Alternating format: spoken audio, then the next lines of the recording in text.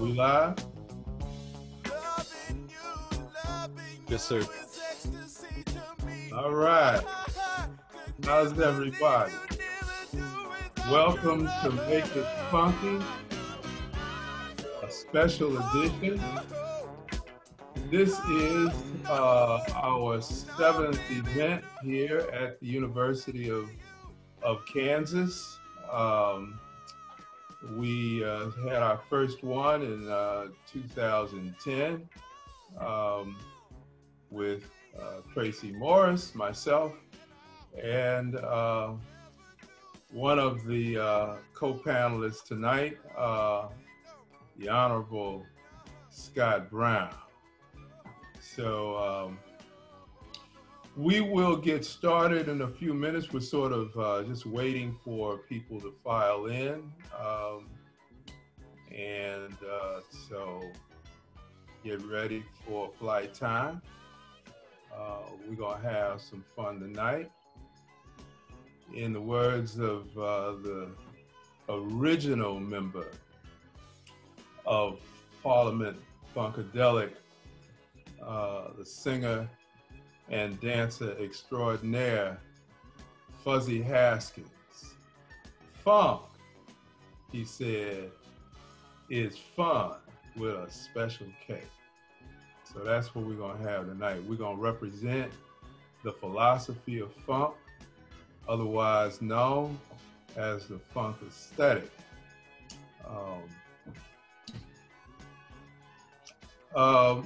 So the way we're gonna work tonight is there will be a Q&A session at the end of the session of the event, but the chat doesn't work, but you can pose questions in the featured down at the bottom of the screen that says Q&A. Let's see. Here's how we'll do it. I'd like to give a few acknowledgments at the outset. And then after that, I'll introduce the panelists. And by the way, I'm Tony Bolden, professor of African and African American Studies here at University of Kansas. But so I will introduce the two co-panelists, and Janice Lowe will start us off, and Scott Brown will follow Janice, and I will give a presentation afterward.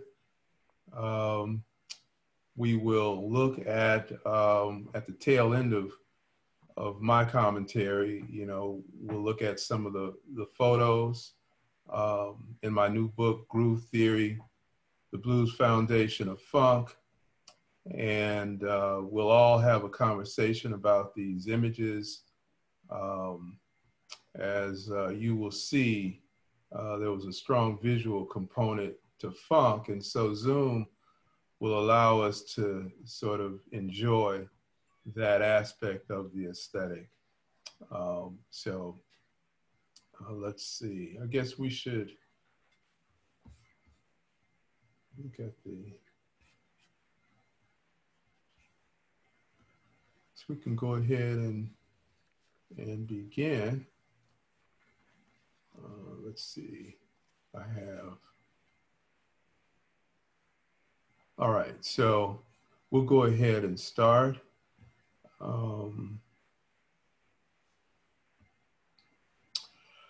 So I'd like to first acknowledge my KU crew. Many thanks to my chair, Sean Alexander, and other members of the Faculty of African and African American Studies. Special thanks to the co-editors, Randall Jelks and Sherry Tucker, for giving me the opportunity to guest edit a special issue of American Studies which we titled The Funk Issue. That was in 2013.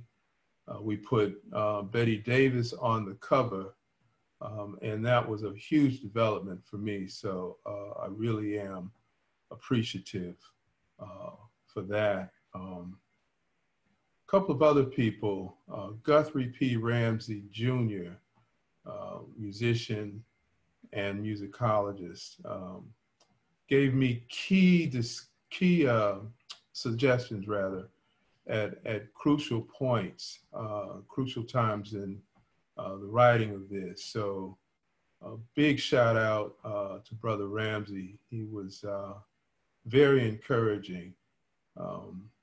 Portia K. Maltsby, again, important encouragement.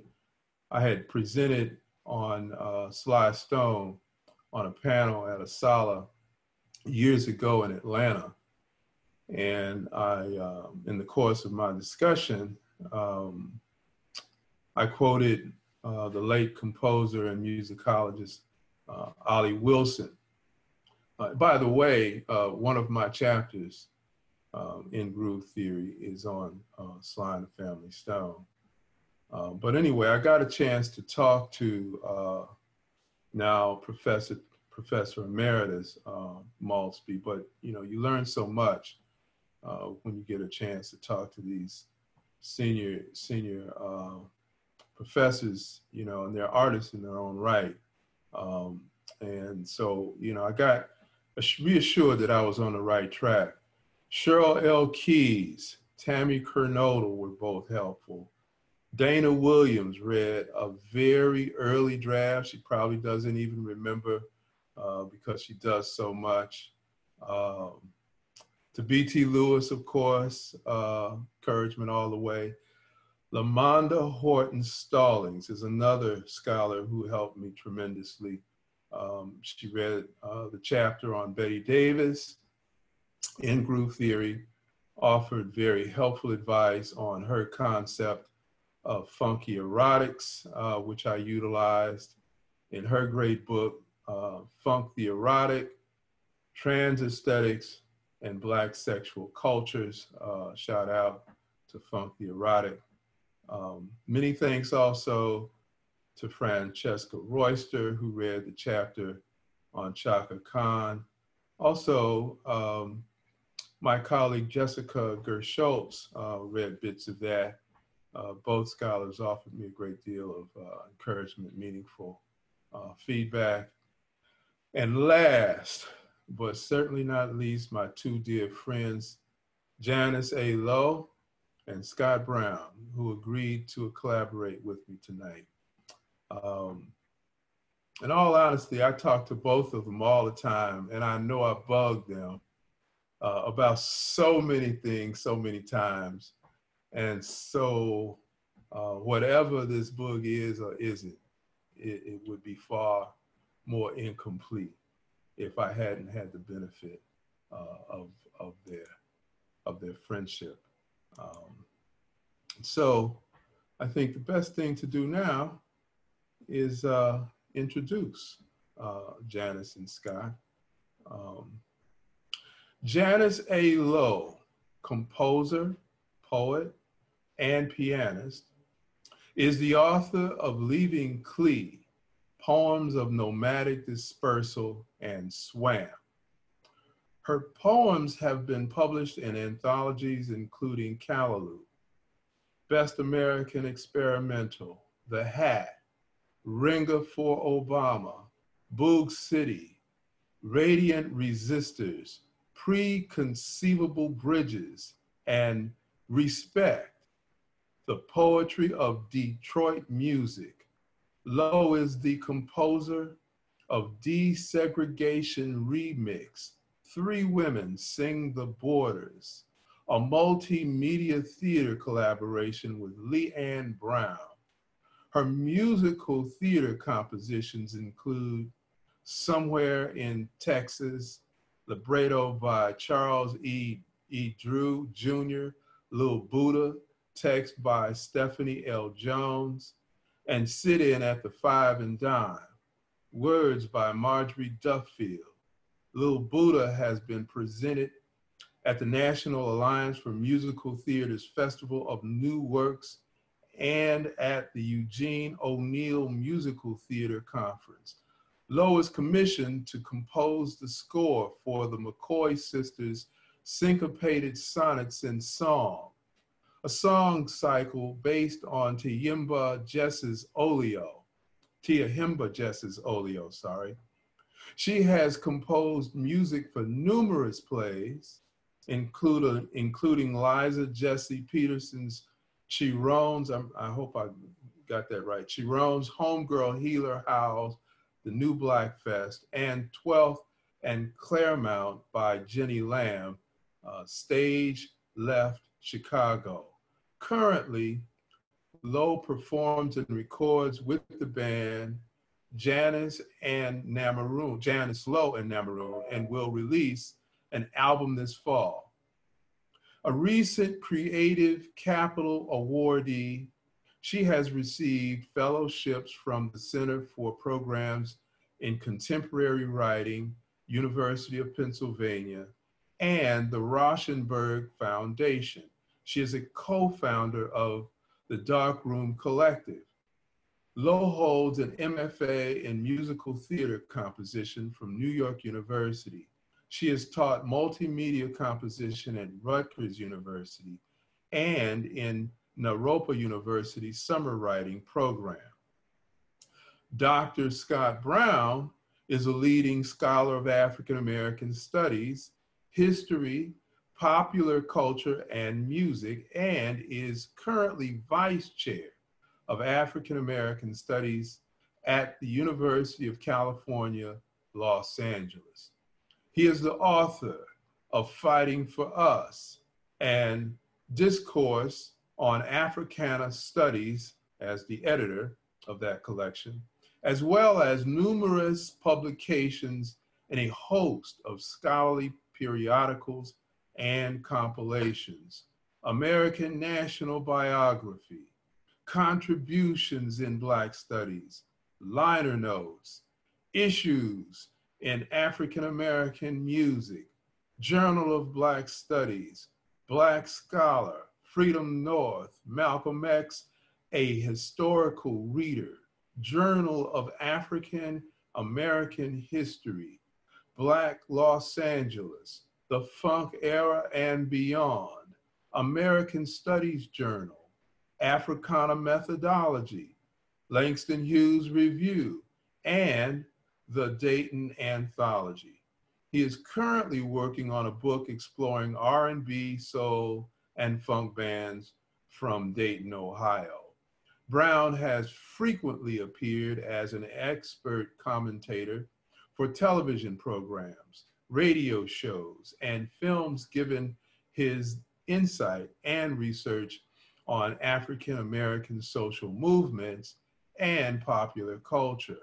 National Public Radio, paying tribute to funk's Sugarfoot Bonner, Sirius XM Radio, Joe Madison Show, BET, Centric, Being, Dionne Warwick, PBS, Black Panthers, Vanguard of the Revolution and Black Academics Television, TV One, Unsung, episodes Heatwave, The OJs, The Spinners, The Ohio Players, Midnight Star, DJ Quick, Lakeside, Patrice Rushen, and M. Tume, VH1, Finding the Funk, Cinemax, Tales from the Tour Bus, episodes James Brown and Bootsy Collins, Department of African American Studies, UCLA, Conversation with Bootsy Collins,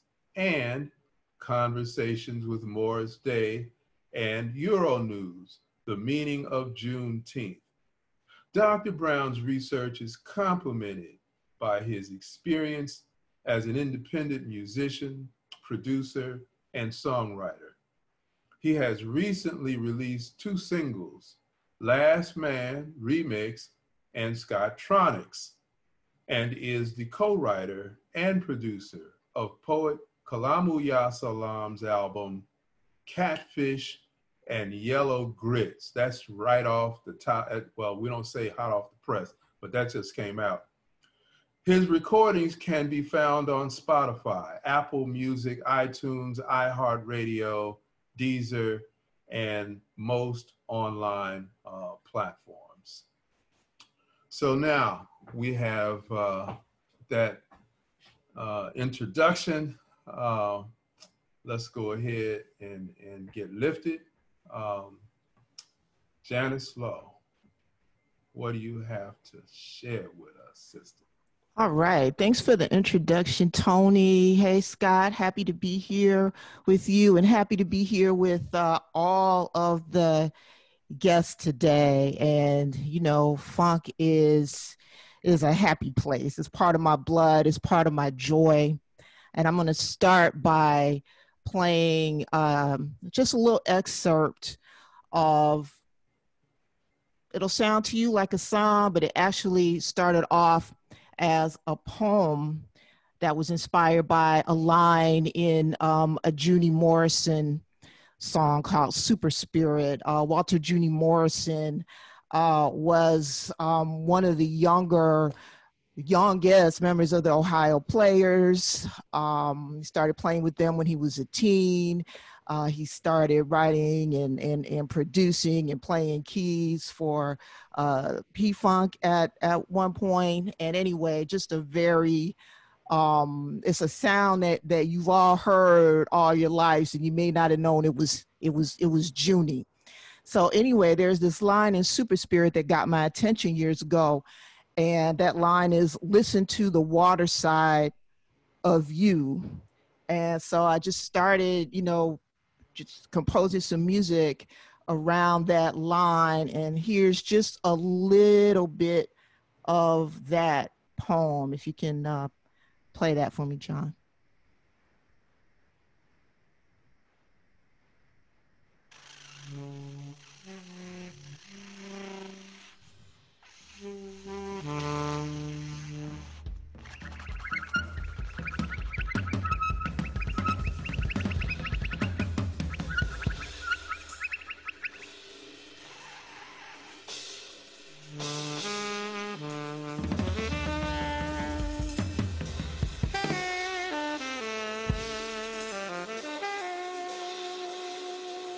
Listen to the water side.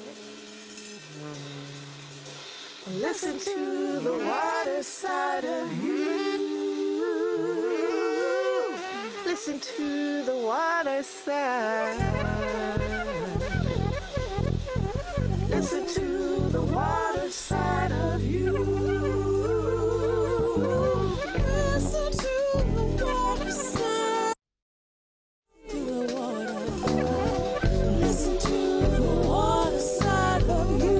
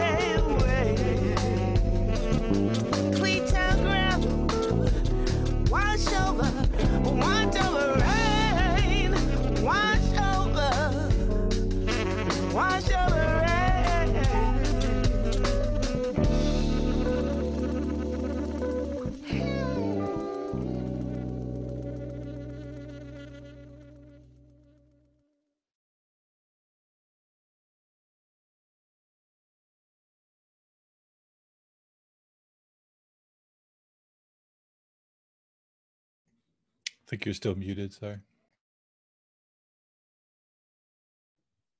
Thanks for listening with me.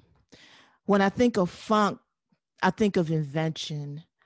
I even think of industry. I think of water. I think of rivers, and I think of how those towns came to be where they are from the indigenous and from African Americans who moved up from the South to get away from terror, who were economic migrants as well. And being from Cleveland, being from Ohio, taking funk really, really personal, you know, on the joy tip. In groove theory, Tony writes about that water metaphor, the aquatic tropes, he says, the liquidity, when he's writing about P-Funk's Aqua Boogie, that it memorializes the fluid nature of Black vernacular dancing, exemplifying funk's predilection for hyperbole, he says. That title boasts of rhythm so fly and fluid, speaking of Aqua Boogie, that believers of funk could dance underwater without getting wet.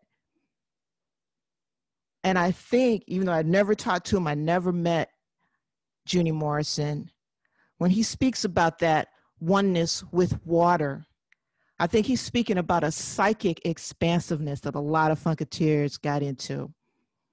When he's singing Super Spirit, and he says, listen to the water side of you. Is that the lakeside? Is that the Dayton convergence of 5 rivers? Is that the muck and the mud? Is that the flatulence of the factory? Is that the steel mill? Is that the chemical burning river of Cleveland? Is that the blues? The blues in the water, or the blues in the music and experience? Is that the folks that came up from the South giving their children that much more mind wander time to study and to play, to play music, to sign out a trumpet or a sax or a flute or a violin, to save up to buy a guitar, to save up to buy a bass guitar, to save up to buy some drums. And your neighbors didn't get mad when you played, or maybe they did, but they knew that you had to play. That you lived next door to somebody who rehearsed their band in their basement. And then they started to play at the talent shows and the dances and the outdoor happenings and the little clubs. And then they started to travel. All this at first financed by allowances, by paper routes, by babysitting, by parents who wore uniforms, brown and green and gray, and work gloves and aprons, or became teachers, or kept becoming. Growing up in Ohio and growing up with those sounds, those Cincinnati sounds, those Dayton sounds, those Akron sounds, those Canton sounds, those Cleveland sounds, that Michael Hampton sound, that Daz Band sound, those Ohio players, that Junie Morrison, that Fazo, that Aura, that Zap, that Slave, that Lakeside, that Heat Wave, that Philip Ingram, them Isley Brothers, that Bootsy and Catfish Collins. That convergence of rivers, that convergence of family, that joy. I think of someone who's not from Ohio. I think of Michelle Ndegeocello and her water of Andromeda and the Milky Way. Take me down to your river. I want to get free with you. Take me down, take me down. I want to get free. I want to get free with you. That sensuous river, those sensuous waters. I think about joy. That amoeba cleansing syndrome. Now, that was one of my early nightmares, that because I saw it on the Twilight Zone when I was a kid, that amoeba getting in your brain and then eating stuff up. And somehow joy turns it into something that, well, it don't have to eat you up because there's something about that funk that can cleanse you, actually. All right, that is all I have to say for today. Thank you so much. Wow. Yeah. Wow. And after now, we can open up for questions, everybody. Since Sister Janice just, as they say, killed it, left the stage too hot for me to even need to get on. Well, thank you so much for that. And I'm also wanting to just build on just some of the, just extemporaneously, some of the conceptualizations that Sister Janice gave us to actually get in between the grooves on the record. So you got groove theory, and I happen to be at least somewhat around as these groove theories were being developed by our dear brother, Dr. Tony Bolden. So I want to talk about some of the dust in between the grooves. That's going to come out. But first I got to say to Janice Lowe and to everybody, why y'all making, this is the question, why are y'all making my job so hard? I'm going to come back to that question. In part, it's hard because funk is. George Clinton's autobiography is kind of like, brothers be like, George, ain't that funkin' kind of hard on you, right? Slaves, early album before Just a Touch of Love, right? You had the eponymous Slave with Slide, you had the concept, but you also had the hardness of the world that's captured in the image on the album cover of a swan, beautiful swan in a putrid lake. And in a lot of regards, you know, funk in practice, and also this problem we have of writing about funk is hard. Writing about funk as a historian doesn't feel as natural as the body movements that funk is known to induce, that Tony writes about in his book. This scholarly stiffness that I get might be a momentary cramp in style, but with this book, we have a really major stride forward in historicizing funk and steadily moving into an area where people theorize off of other genres. They have no problem talking about hip hop in terms of philosophy or jazz or blues. Somehow funk is really just starting to bubble to the surface. And, you know, aware that funk was in the rearview mirror, especially as a commercially dominant strain in the 1980s, you had Bay Area disc jockey, graduate student who was committed to preserving the funk tradition. We got to give some props to my brother Ricky Vincent, who wrote the book that got published in 1996, Funk, the Music, the People, and the Rhythm of the One, which endures as a kind of foundation. I didn't even know before I read that book that they allowed people to write about funk. Nobody told me that. I would have skipped over a lot of things had I known that that was even available to us. So there's a certain freedom in the sound, and there's a freedom in the way that writing about this genre kicks in doors. Studies of funk by scholars of musicology, ethnomusicology, history, cultural studies, literature, as well as first-person accounts and autobiographies thereafter would add more detail and specificity to artist geographies, regions, compositions, and different funk styles within funk, different leanings of funk. Funk and funkiness are fertile grounds for theorizing, as you've seen if you've gotten a chance to read Tony's book, theorizing about the broad aspects of the human experience, including freedom of expression, conformity, environmental sustainability, political rebellion, social stratification, respectability politics, construction of gender roles, sexuality, sexual expression, virtually the same kind of elasticity that we would attribute when we build philosophies that are pushed by forms of artistic expression apply to funk as well. Commentary and lyrics by the musicians themselves, which is what's really nice, is that there is this whole development that happened with jazz, for instance, of a whole group of people that cornered the market for a while on telling you what jazz is and theorizing about it. And, you know, obviously, once you start listening to the jazz musicians and artists, you get a whole different kind of entree. And I'm not talking about a kind of exclusivity, but there is something to listening to the artists. And lyrics by musicians themselves in funk stand out as important interventions in thinking about funk from a philosophical perspective. And this is really even made clear by the fact that many of the artists defined their own funk strain. They have their own naming of what kind of intervention they're doing in the funk.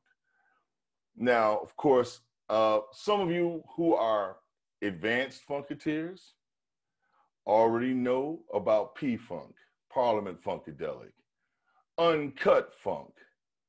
Now, even though I thought I knew something, I didn't know a lot of the analogy to, especially to the potency question when you're dealing with uncut funk. So there's a part in the song, Make My Funk the P-Funk, wants to get funked up. When he said, George says, I was digging on your funk for a while. You know, some Blue Magic, some Doobie Brothers. It's got a 3 on it to me. So I was talking with P-Funk publicist, Tom Vickers. He said, do you know what he meant when he said it's got a 3 on it? I said, yeah, it's not on the 1. I thought I was saying something. He was like, wrong. I was like, well, what is he saying? He said, it sounds like it's cut 3 times. So it's like whatever substance in its purest form that has been cut 3 times. I said, man, every point at which you think you got this thing figured out in funk, there's always something else new. Parliament Funkadelic, P-Funk. But then you have groups like Cameo who put the C on the funk. There's a song called C on the Funk, if you want to hear what that means. GQ, you remember GQ, Disco Nights? Sitting at the Park, that remake? They have what they call gentleman's funk. All right, Rick James had punk funk. James Mtume and Reggie Lucas developed a style that they called sophista-funk. So all of these innovations and the sphere of imagination is just this huge trove for imagination, a framework for describing various ethos of unity, etc. But that unity that I think we're coming to as we think about groove theory is the unity between, or let's just say, not necessarily the unity, but at least understanding the deep connections between the artistic creation and the analysis of it. Funk forces us to break that boundary in a way that hasn't really been happening as much, with a lot of other things we're seeing happening in the academy. It was so wonderful to hear Sister Janice play original music. And if I could just indulge a little bit more, and I'm gonna end with this question about why y'all making this so hard. Why are you making my job so hard? I'm gonna come back to that on the end. But my job got hard because when Tony Bolden built on the work of various scholars who were writing on funk and organized, at least in my era, the first scholarly conference on funk. All right, that was Eruptions of Funk. I'm blanking on the exact year because so many things have been happening. What year was that, Tony Bolden, of that conference? 2007, University of Alabama. 2007, University of Alabama. I got an invitation to come to Eruptions of Funk. I had an attitude. I said, who is this brother Tony Bolden? Who did he play with? where does he come into the funk? And then I saw his background was what? Literature. What does he have to say about the funk from coming out of that background? And what that conference did was really convey the elasticity. And, you know, we throw words around like interdisciplinarity. That's almost like a redundancy if you're talking about funk, because it cuts through so many things. So we had poets there. We had cultural studies scholars there. We had writers there, folks who were just from the neighborhood that just wanted to come and see what they're saying about funk, all in the space together. Now, I don't know what got into me. I think that chip on my shoulder induced me to say, I'm gonna bring my bass to this conference. I don't even remember how I got it on the airplane, but I brought my bass. I didn't have an amplifier. I didn't have a cord. I just wanted to bring it just to say, I'm the real deal. Well, what I found out was there are lots of people who are the real deal coming from different places. And so there was they found an amplifier and a cord for me to play, and there was an impromptu jam session or impromptu performance with myself and poet Kalamu Yasalam. That funk conference actually was the reason for what became the project Catfish and Yellow Grits. Without Tony bringing us together and thinking beyond the sort of sectarian ways that the Academy divides knowledge and expertise, I would never have had that connection. I had known Kalamu, but I never thought to make a record with him. I'm just gonna play a little bit of that, and then I'm gonna close, and then we'll pass the mic on to the star of the show. Let me just do a quick screen share.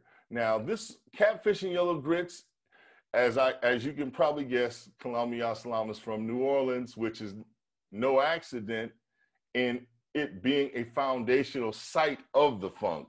The first time we hear funk used in the way in the English, in the diaspora, in the US diaspora that is, first time we hear that term used in that way in reference to bad odor and jamming or breaking out is in the context of New Orleans. And so I'm gonna play a slice of a couple of the songs, and then I'm gonna get back to the presentation. Can you all hear that? I thought of this. Yes.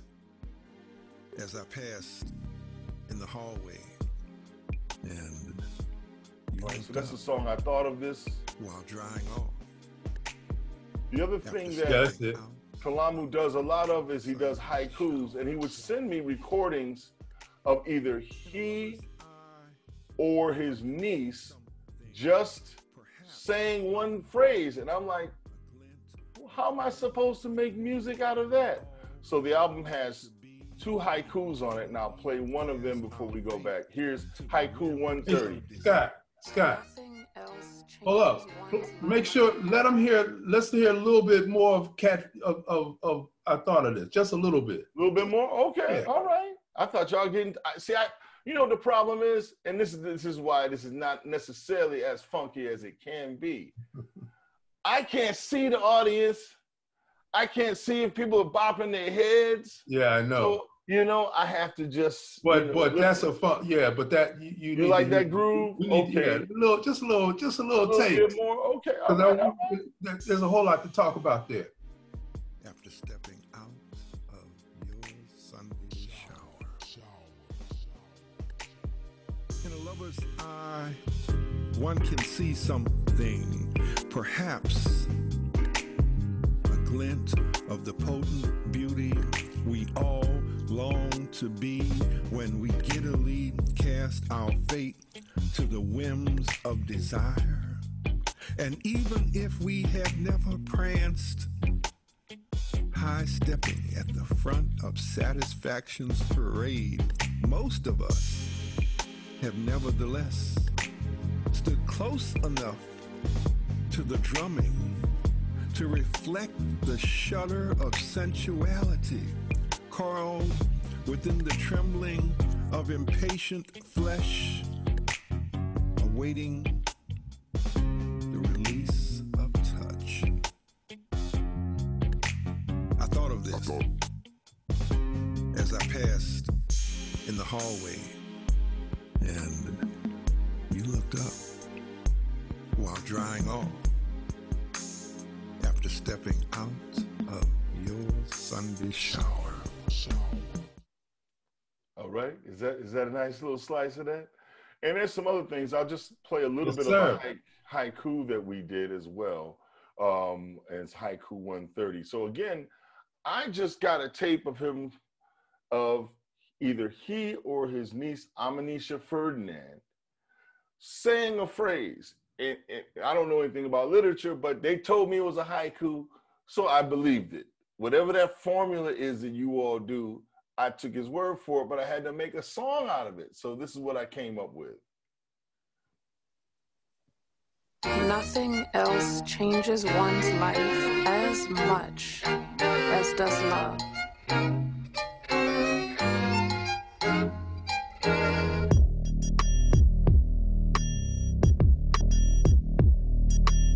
Nothing else.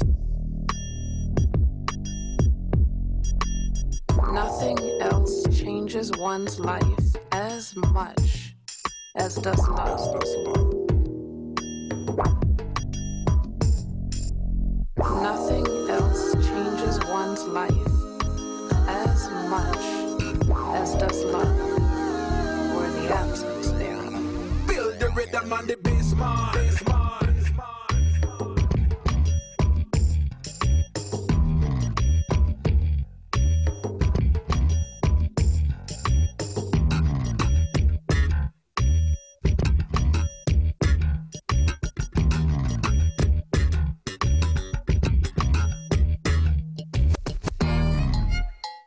So that's really how I had to kind of just keep building off of a phrase, you know, and just trying to make it musical, trying to create the idea of a hook. And so the whole album is very experimental that way, but it is actually part of the practice of testing a theory about the groove in the laboratory that we were working on. So let me move real quick to talking about this job I have. Part of this work also includes doing research and oral histories. I'm working on a book on Dayton, Ohio that I've been working for forever. Don't ask me when it's going to be done, please. Don't ask me when it's coming out. Why? I don't know. But I know that I got to get it finished, but it's deeper than I thought.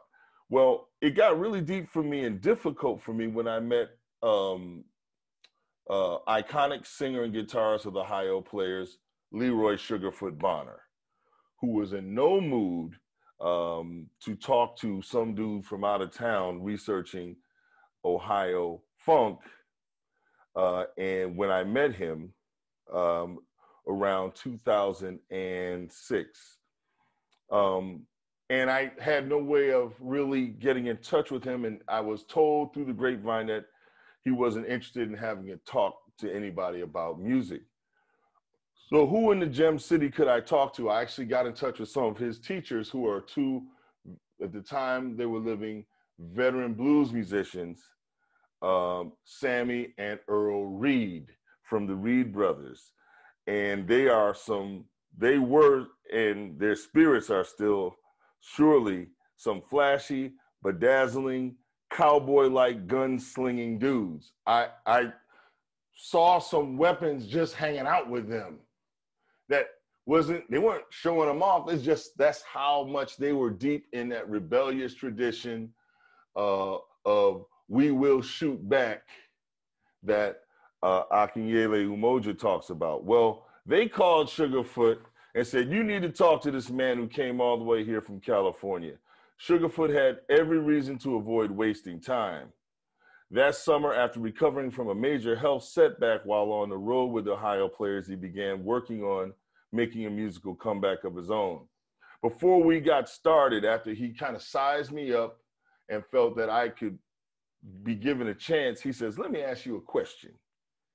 Do you play any instruments yourself? With the hope of getting a chance to jam with any number of my musical idols who lived in Dayton, I had brought my bass guitar along with me, like I had at that concert. I brought it with me to Dayton while I was doing field research. I do, I said. I actually play bass. It's in the trunk, I responded. Go get it, he said. Once I plugged up, he asked me, I got one question for you. And I think the Funketeers in the room will be able to appreciate this. He said, I got one question for you. I said, what's that, sir? Can you play Skin Tight? And that's an iconic bass line.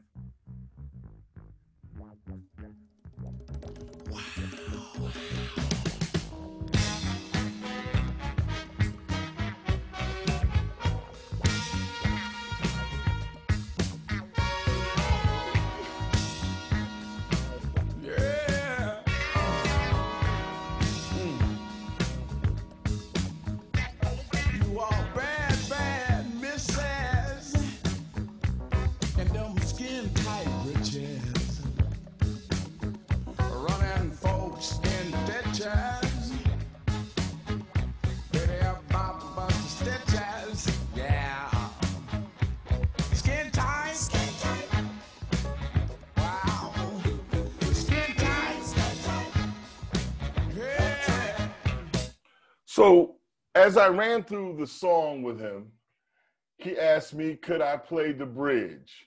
And I hung in there with the bridge. Ba-da-da-da-da-da-da. That's a little scale thing that I had practiced. And so after we got through, he looked at me and he said, keep practicing, brother. You might could make you some money. He wasn't really interested in me telling him about how much feelings of fame and fortune I had acquired being a professor, because he knew that you know really what you want to be as a rock star. So in preparing me for that, he gave me a blues lesson. Now, Sugarfoot had a stroke, and he taught himself literally how to play piano in months. He even said, if I knew piano was this easy, I would have never picked up a guitar. And so he's playing this, and he's teaching me these scales. He's teaching me to hit the blue note, go down to the minor. I could never get that. I was thinking too much or whatever. And he said, brother, why are you making my job so hard?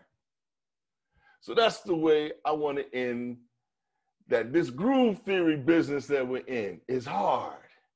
We're stepping into places that the academy is not necessarily very welcoming in.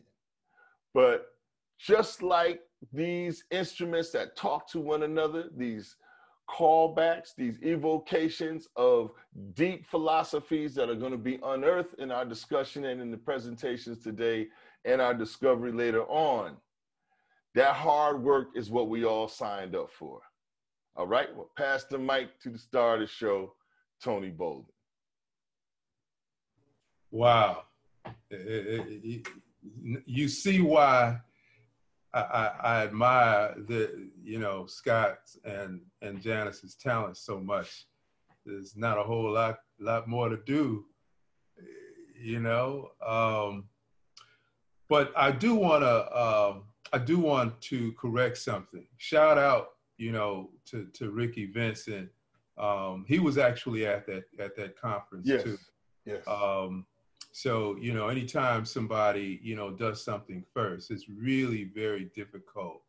And just to make the point, and I'm gonna get into it in a minute, but when I organized that conference, actually the second day, I wanna say, maybe the first day, but I think it was the second day of the conference, that morning when I got to my office, I had negative emails, nothing threatening, but that's how taboo, the extent of the taboo around funk was. People were really upset that we were giving this the legitimacy that comes with, you know, an academic conference, a 2-day conference. Mm-hmm. And I suppose, you know, both Janice and Scott sort of point up what, you know, I'm trying to do in the book. You know, for me, this was philosophical. You know, I call it philosophy for the people. And, you know, a lot of times we think of philosophy as something, and solely as stuff that people write in books, etc. So one way to think of that,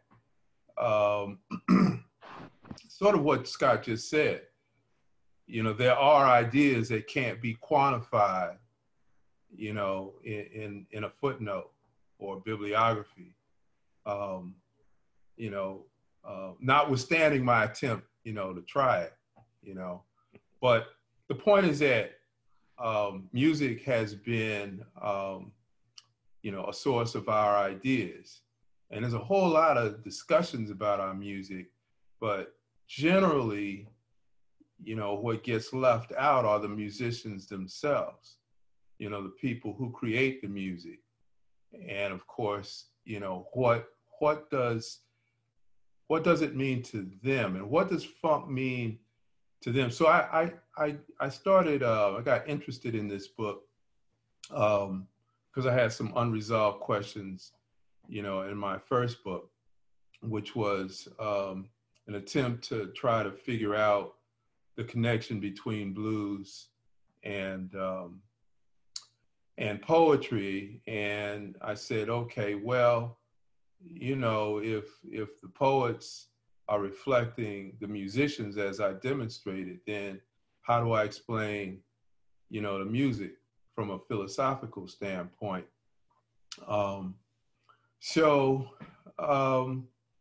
Ultimately, I realized that there were a number of different principles and precepts, and all of these were connected to funk.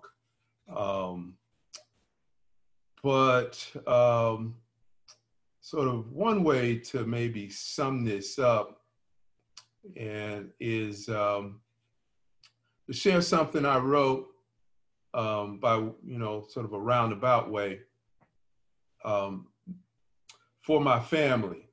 I had to, this summer, I had to, our uncle is 102 years old, and then we have relatives that are in their teens and 20s, and he likes the blues. So my older cousins asked me to write something, and I ended up doing something that sort of encapsulates, you know, the connection between blues and funk, and so I call it Blues People for Mary, Billy, and Ella now.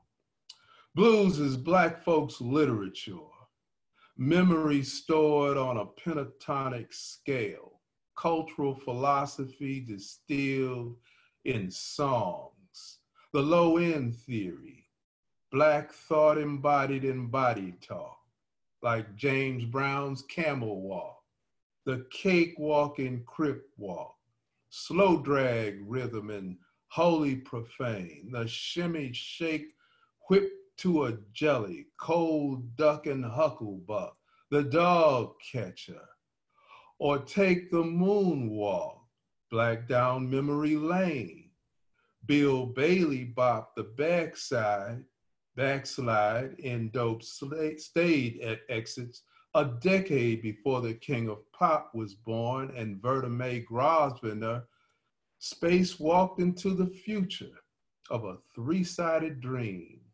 astral traveling through galaxies on a sunship with Sun Ra when Michael Jackson played bongos on an oatmeal box in Gary. Blues lingo, a tale told in pitch, swivel hips and harmonies, historiography versed in vamps, runs in E flat, lexicon like Dogon, the funky frequencies of falsetto, Imagine 5 generations crammed into a bass line, tone colors like bright Mississippi, encircled inside golden bells of a horn, talk box, or the Kansas City two-step, roughneck rhythms in a riff, jumping at the woodside like jitterbugs in confirmation, configurations of black soundscapes, sampled from half notes and 5/4 themes, fine and mellow as Billie Holiday's White Gardenia, yet tragic as a heroin needle. Holiday's life was a broken blues record, her voice scarred like 6 strings of a bottleneck guitar, 12 bars of pain, picked and strummed over misogyny and bruises in the land of Jim Crow. Good morning, heartache. Here we go again.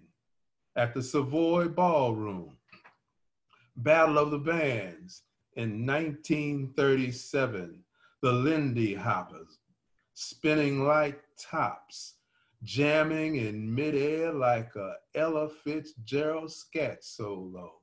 She singing to beat the band, a blues chorus of staccato swing, vocal percussion of old school freestyle straight, no chaser, right off the top of the dome. A rhyme scheme of dance moves written inside a drum like a wang dang doodle all night long. So dance is really central to the concept of funk, right? So, and that's one of the reasons why it's been stigmatized, the concept and actually the musical genre itself. So, you know, I said something about philosophy. Traditionally in Western philosophy, there's a long-standing belief, presumption that feeling, sensuality, dancing, things like that, that these things are irrational. This is like the opposite of intellect. And so you have this separation of mind and body, or mind-body dualism. I actually looked something up the other night just to see. And I saw that this was still being argued in the field of psychology as late as 1995. It was still a debate. Funk refuses that kind of separation. And this really goes back to the ring shout, the very first form that we practiced when we got here. And so, for the dancers, and incidentally, shout was the dance, not shout as in voice, as in raising your voice. That was their word. So it was a ring dance. That's what that was. But they believed that the Orisha, and then we forgot the names of those, the gods would come into the body, right? And when that happened, that was like the most spiritual moment that they could have. That was the most religious experience that they could imagine. And so there was a really intense emotional fervor.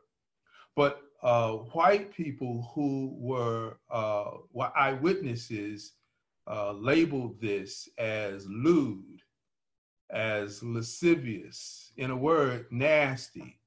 So there was always this stigma, this racial stigma about this. And ultimately, funk becomes associated, with that feeling. So Scott mentioned New Orleans. And the old one, probably the first of the great, jazz musicians or people who led to it was Buddy Bolden, the cornet player around 1900. And one of the songs that he played, and I talk about this in the book, but one of the titles was that, used several titles, but one of them was Funky Butt, one that he liked. And another musician who talked about Bolden years later, Pops Foster, who was a bass player. And they asked Pop Foster about Buddy Bolden because none of his songs were recorded. And Foster said he played nothing but the blues and all that stink music, and he played it very loud, right? Another example, Bessie Smith is about to go to a party in her hometown of Chattanooga, Tennessee, 1925. And she hears a piano player, and she's really digging this piano player. And right before she enters the house, reportedly, she turns to her girlfriend and she says, "The funk is flying." Right. So the term was an old term, but it was really taboo. Sidney Bechet, another New Orleans musician, said that whenever Bolden would play that song, if they sang the words to it, the police would start whipping heads. Other bands would play it, but wouldn't sing the words. So there's always been a stigma. Part of it had to do with the fact that it rhymed with that other F word. But more importantly and more fundamentally, it had to do with attitudes toward the body, right? And so there was this stigma and stereotype that Black people are this kind of expression. And all of the expressions, the dances, the way we talk, all these things, according to the myth, were that this was evidence of ignorance and irony or immorality. And the irony is that it was just the opposite.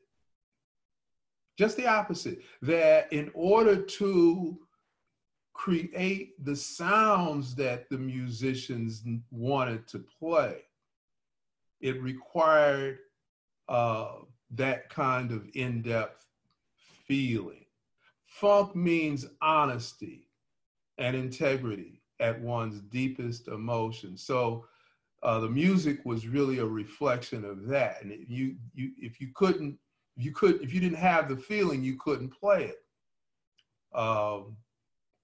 Dizzy Gillespie, the great trumpet player, says that Illinois Jacquet and Thelonious Monk, for those of you who may not know, these are other, jazz musicians in the middle part of the 20th century who were very important.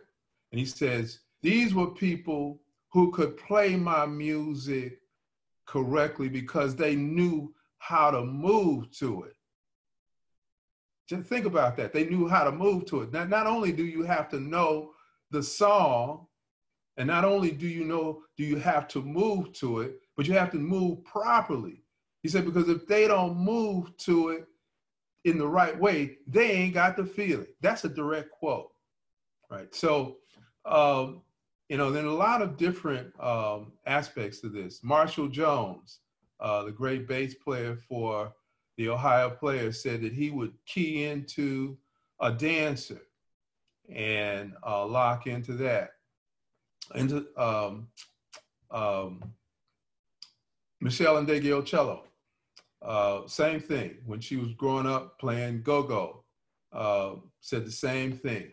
So the body, different ways, and the feeling, this was central to the developmental process and to the ability to create the desired sounds.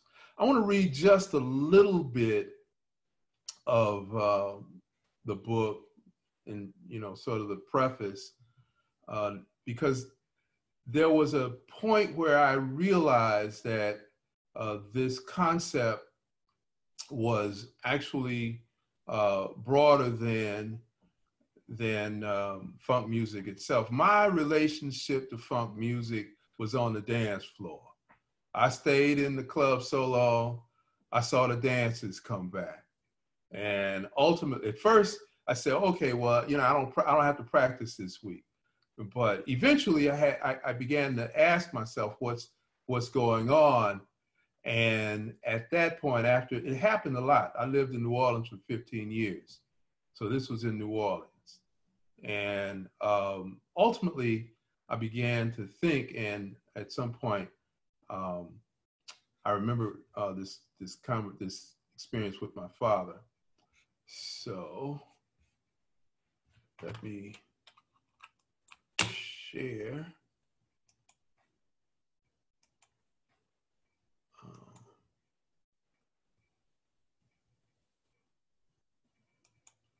Okay.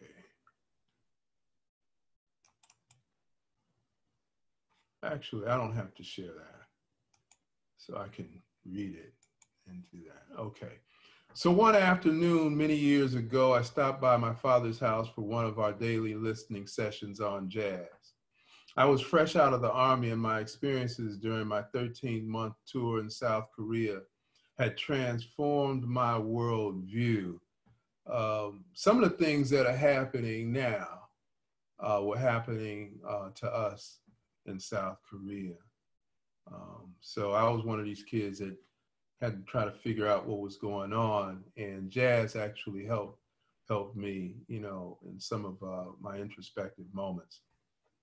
While overseas, I had become fascinated with jazz, literature, and the world of ideas. I was taking classes at Merritt College in Oakland, but my real passion was jazz, and since my father was an aficionado of modern jazz, I shared my new interest with him. Dad regarded Charlie Parker, Dizzy Gillespie, and Thelonious Monk as models of intellect, artistic ingenuity, and self-development.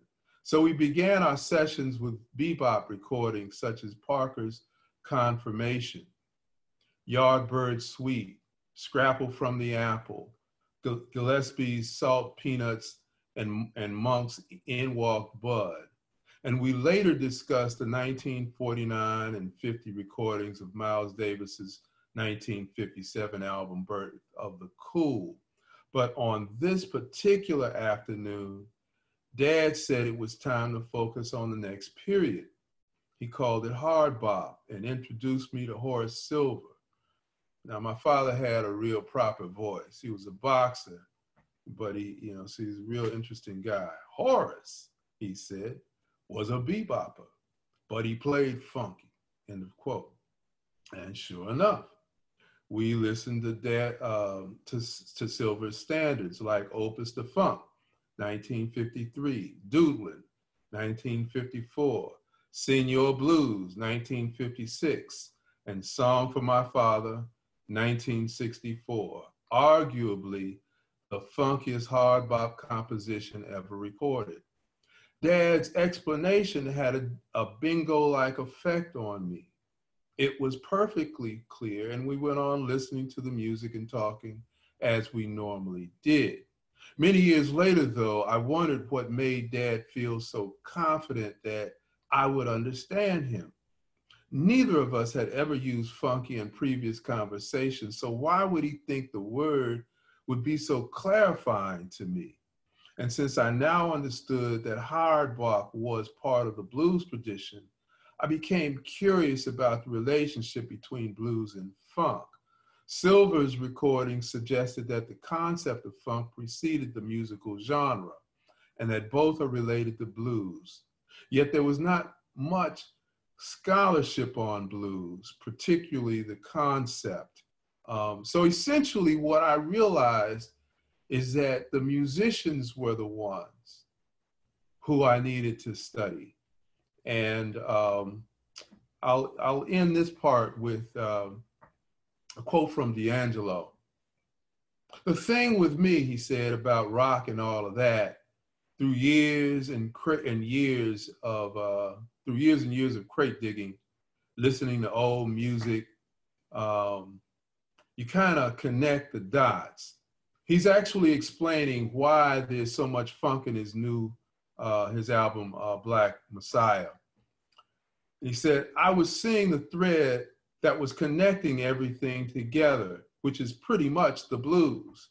And everything, soul or funk, kind of starts with that.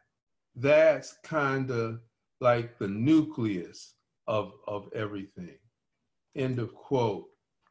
So I want to show you just a picture here, a couple pictures, and give you a sense of, and I will share with this. So, all right, so this is Bootsy Collins, the great bass player, and you can see he is thoroughly enthralled. Let me see. All right.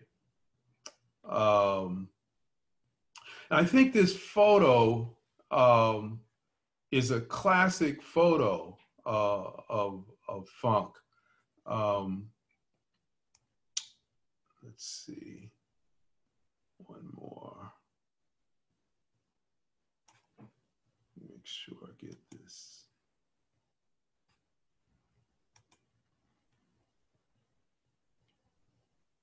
.207.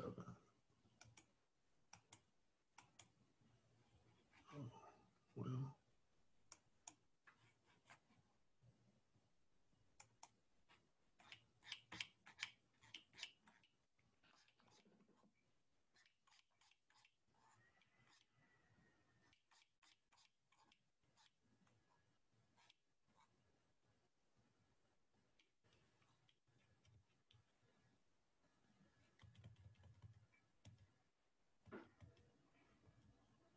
All right, that's Betty Davis.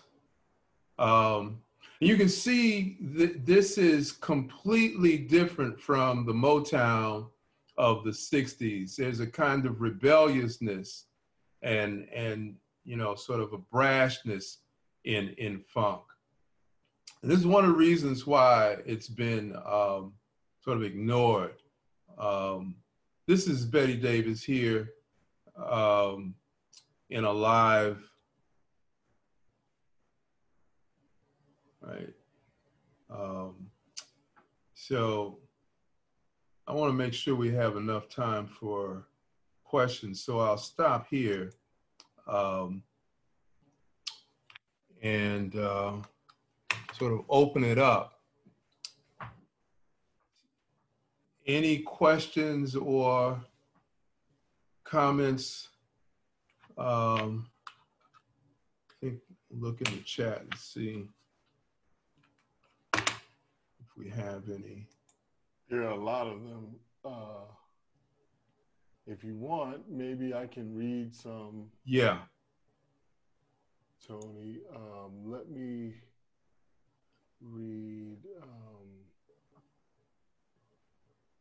Okay, so one person said that this book, this is an anonymous attendee, said this book offers us a Bible guide, our funk philosophy. This book is genius.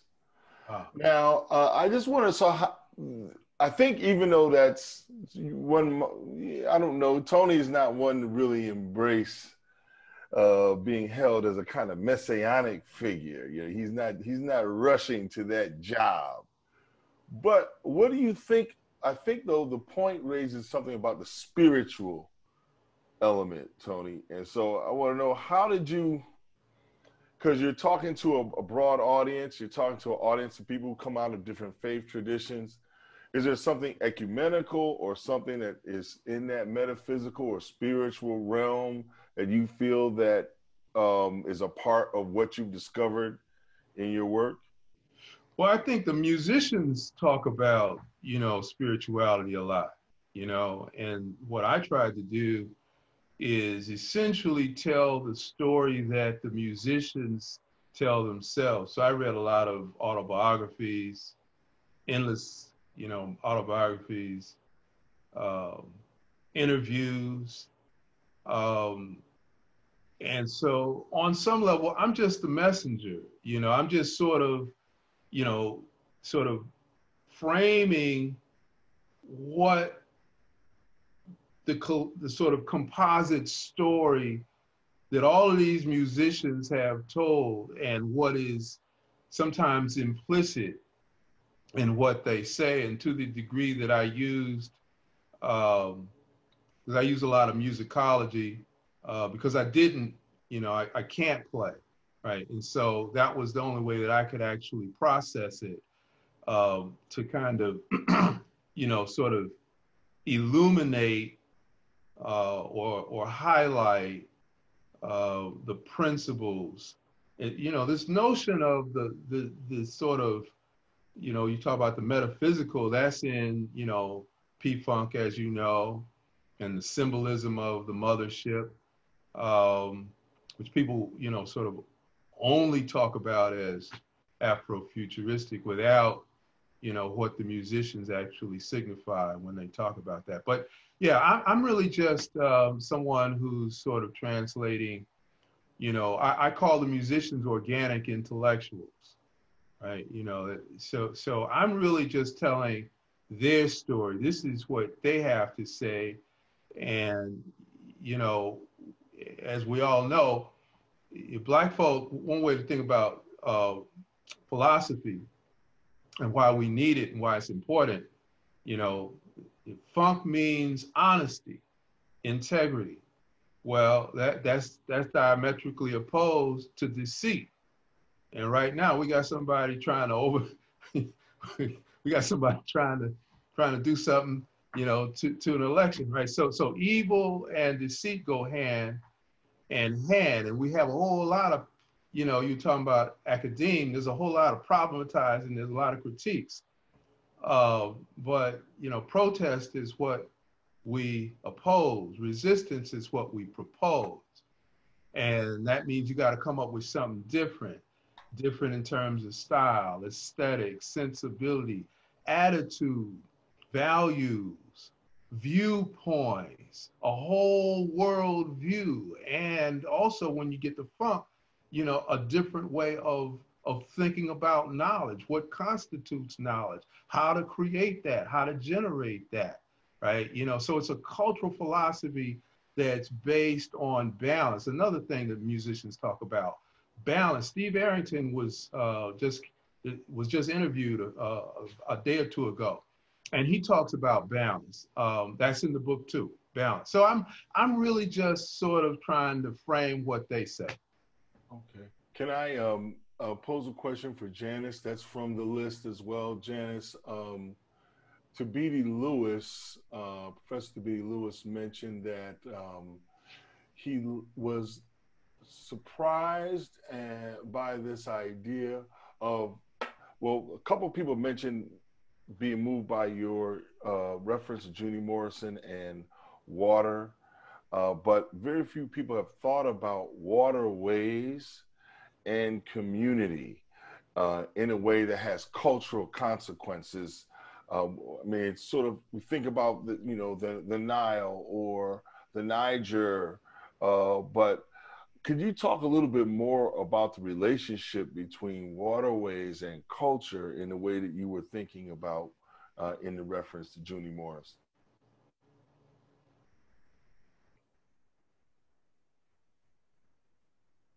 Yes, I think your mic's Okay.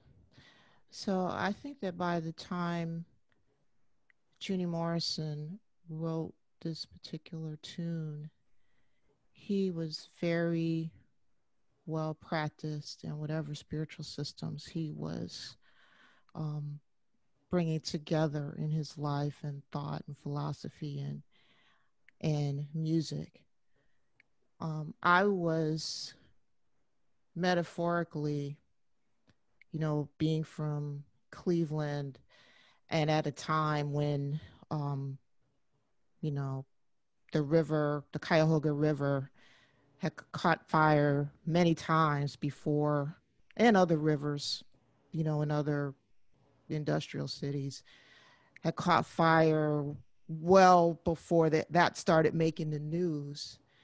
And, there's this whole, you have people coming up from the south, using the rivers, using the lakes, going fishing. You can still see it to this day, having family and community gatherings, by these bodies of water.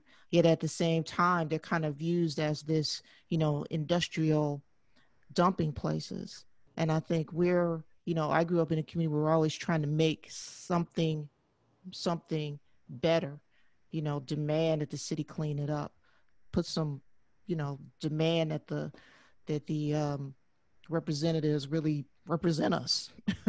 I grew up in a town that, had the same year as Gary, Indiana, the first two black mayors of major cities. Carl Stokes, the black mayor of Cleveland, was the first cousin of Rick James. So, I feel like there's this, when we just look just below the surface, these connections of there's this total breakdown of what is community and what is celebrity.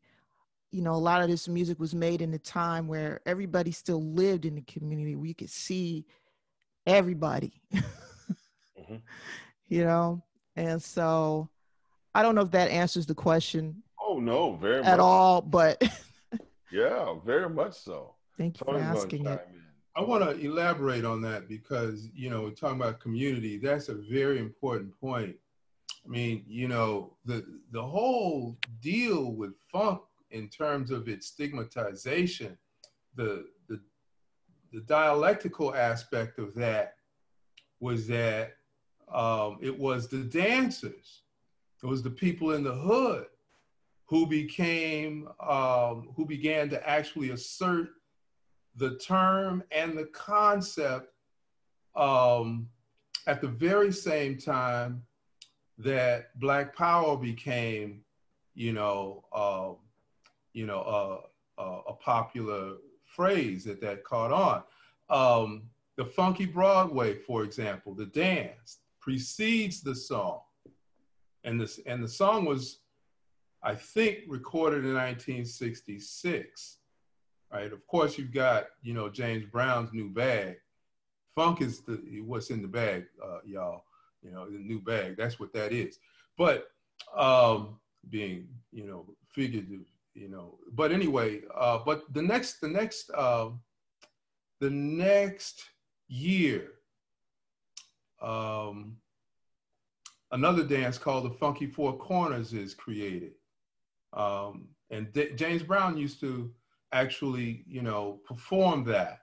So, and of course, Sly Stone used to proselytize about the funk during live performances. And he used the term to describe his bass player, Larry Graham, on his liner notes. So it's the young people who come out of the communities that Janice is talking about, at the very same time that Black Power, Black is Beautiful becomes, I like to think that they actually, when they started, that was their response to this particular time. All right, let's see, I have another question here that I want to get to, but I actually have one of my own I want to ask for both of you. When I first used funk in scholarship, it was in my Black Power research when I was writing the book on the US organization. James Mtume, who's a renowned jazz funk artist, was a member of US. And I was trying to work through the disparity between people who I revered and then some problematic things that I bumped into in my research that I had to, problematic or things that I had to be critical of, if you will. And so that I found funk because of its embrace of contradiction, a very useful trope for that, or useful framework for dealing with that contradiction. I want to know with you all, because a lot of your work is dealing with living musicians and musicians who have their own ideas that may not be the same as, because audiences also define meaning. You know, people hear things and define things differently. So I wonder, how do you all navigate the challenge of dealing with living artists and then also maintaining your own analytical voice, you know, in that process? Because I know you said you're Tony, that you're just a vessel, but you're still a vessel that's making choices, right? Because if you're taking everything, I think it might be a different book. So how did you grapple with that? Well, Janice, you want to go first? I'll go after you. All right. So, well, I think that's a good question. I think, you know, okay, my basic, so it really starts with the basic questions that I had, you know, that I foregrounded in terms of the study. So the basic concept or the basic question is how does this particular word, you know, how does this word of all of the words come to signify superlative, you know, expression or artistry and integrity, etc. And then how is it, or what, you know, basically, how do I explain from a conceptual standpoint the emergence of funk music itself? If the term isn't if people don't feel comfortable using the term, or if you don't have enough people who feel that way, then the music gets called something else. And so, you know, essentially, one way to think about it is sampling, in a way. You know, I mean, I'm actually sort of selecting snippets of various statements, you know, to fit what to sort of intersect that with the premise of the book, you know, if that makes sense. Mm-hmm. But I don't know. I mean, I'll find out, you know, at some point what they think. You know, I don't, you know, what I like to do. All right, here's my motto. What I try to do is this same thing and make it funky, right? Like we have little art, we got some analysis. Some of those you don't know, we actually have live performances at Eruptions of Funk. We had a dance troupe, a black dance troupe, and those young women, that same troupe won a national contest the next year. Everybody was in there except one person. So we've always, you know, mixed it. So my whole thing is to try to have a little something for everybody. That's my trick. I don't know if it'll work, but that's my approach. It's working. So anybody else want to say? We're just about out of time. Yeah, can I ask one last question that's up? It's one that's a good one to close on. If you were contributing to the development of a healing learning practice for young people, using the wisdom of these musicians and of funk, this to help with survival, but also to build toward thriving, what playlists would you suggest, and what kinds of themes would you underscore in that playlist? Oh, wow. Let's see. It would be intergenerational, because the funk, and international. So because the funk is, you know, broad. It has jazz funk, there's Afro funk in Africa, You got stuff in Brazil, but let's see. You try to one thing. let's One Nation Under a Groove. Okay. You can't go wrong with that. Let's say Somebody's Watching You by Shaka Khan. Gil Scott Heron, B-Movie. That'll give you some analysis. Oh, wow. There's so many great ones.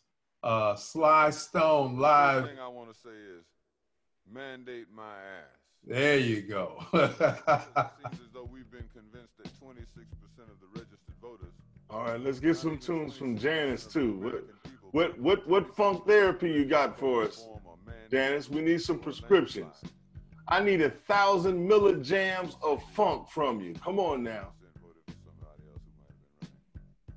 But oh yeah, I remember in this year that we have now declared the year from Shogun to Reagan. I have to think more to answer that question. You have to think more to answer that one. Okay. Yeah. Well, that's hard. What about you? You asking us. I've been getting around all of this by asking you questions. So that's really the way I've been handling this, but I think I'm gonna go to a song that's not well known. Can I do that? Yes, sir. I'm gonna go to a song called it's by Slave, and it's called Just Freak. I was gonna say Just a Touch, but that's too. Not Just a Touch. No, see, I want to get a little funkier on that one. That's pretty, but just a little funkier.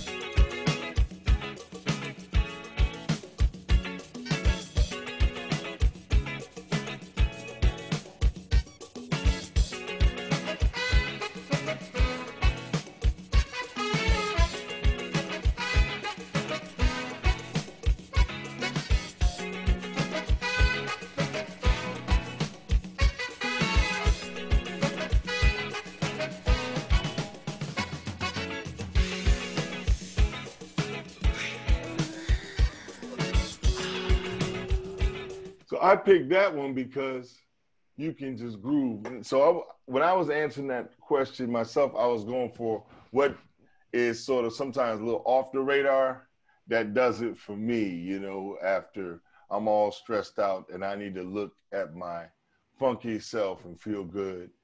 That song, Just Freak. And the reason why I cut it short is because if we're waiting for the vocals to come in, as was the case with many of those songs back in the day, you'd be waiting a long time, like a Fela record, you know. The vocals show up. It's like you're feeling a concert vibe in the way that the song is. Janice, you got something for us now? Yeah, I think I have the title a little bit wrong, but it's something like Freaky Strangeness by Lalomi Washburn. Oh, wow. I'm going to try it. Strangeness. Freaky Strangeness or something like that. Yeah, I think I know what you're talking about. I think I know exactly what you're talking about. That was Shaka Khan's favorite songwriter.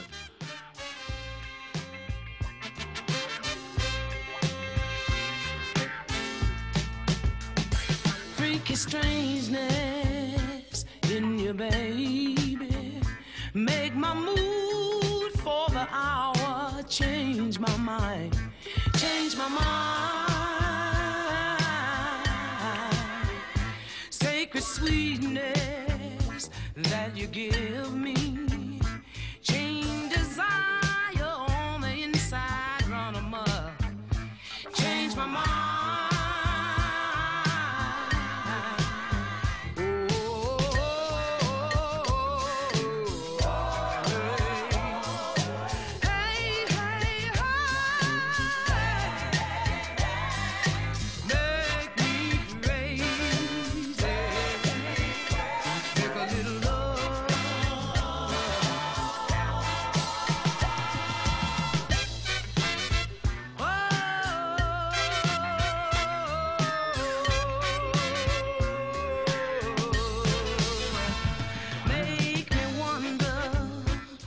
what can happen.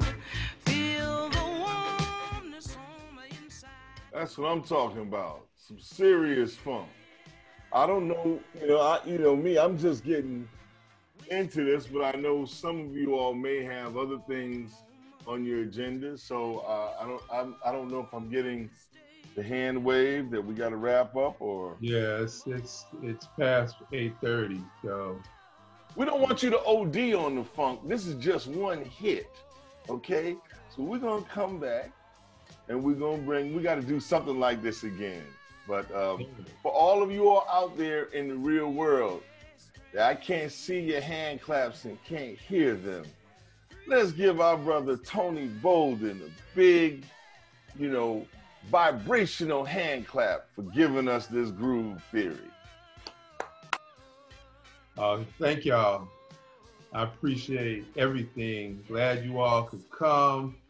My dear friend Scott, Janice, thank you so much again.